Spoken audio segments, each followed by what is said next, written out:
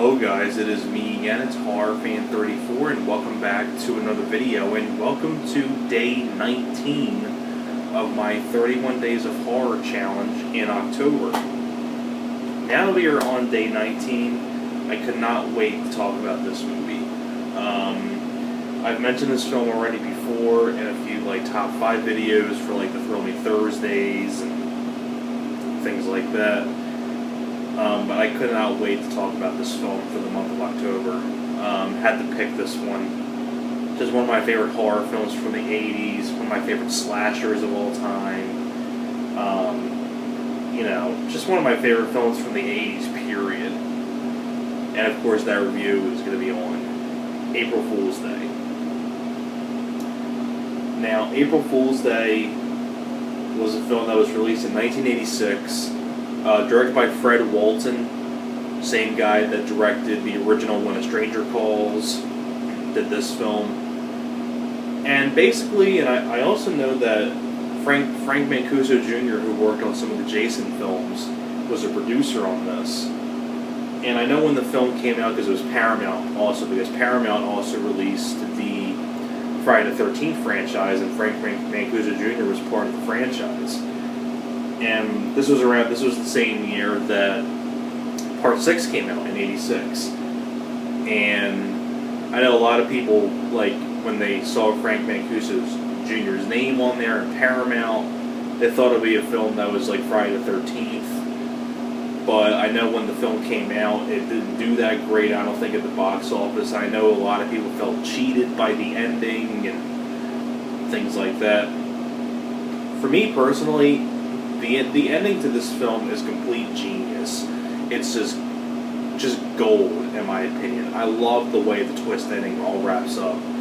But the basic idea with the story is that you have a bunch of friends coming together on this island. Basically, you have the character of Muffy inviting all of her friends to her house on this island, and then people are getting picked off one by one. They're disappearing and things like that. I mean, the title itself tells you the twist, how the twist ending happens. But that's what I love about this film. It has a really clever twist ending, and it's one of the most original twists I think I've ever seen in a horror movie. I mean, just the title says it all right there for you. And this cast of people, this is a fantastic cast of people that you have in the movie. You have Amy Steele, who was in Friday the 13th Part 2. You have Thomas F. Wilson, Biff from Back to the Future.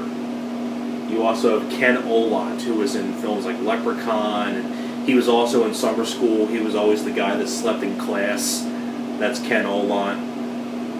You also have Clayton Rohner, who was in Sometimes They Come Back for More, a lot of other movies. He's in here.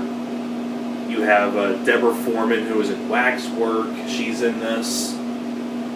I mean, just a hell of a cast of people. Just a hell of a cast of actors. And all of them do a wonderful job. You can see most of them here on the front cover.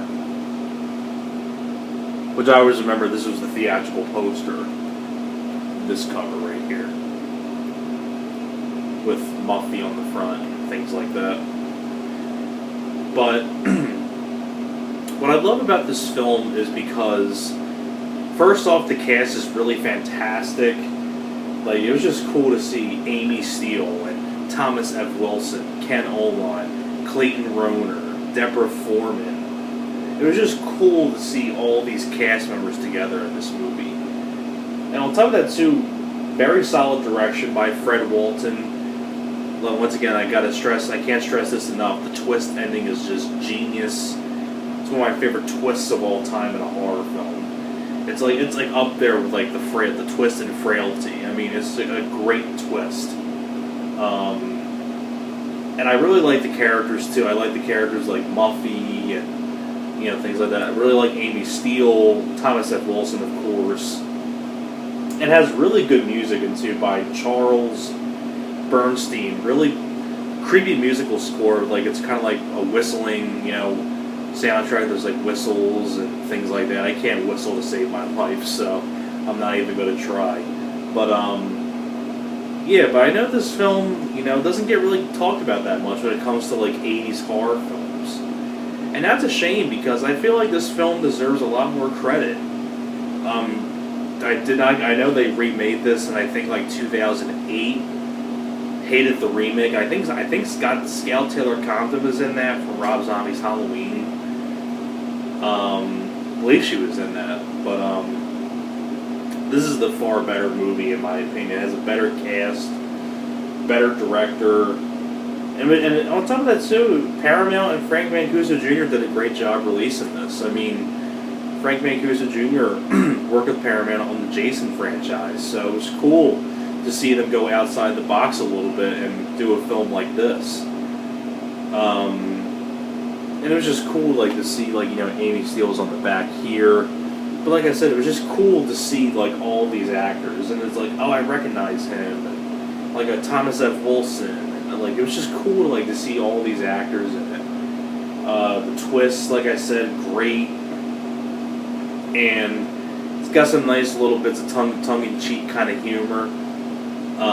Like, especially, like, with the twist ending happens and things like that. And the final shot of the film is fantastic as well, along with that creepy musical score at the very end of the movie, things like that. But April Fool's Day is one of those films that I don't want to spoil too much about, but it's a great 80s horror film that you just have to check out.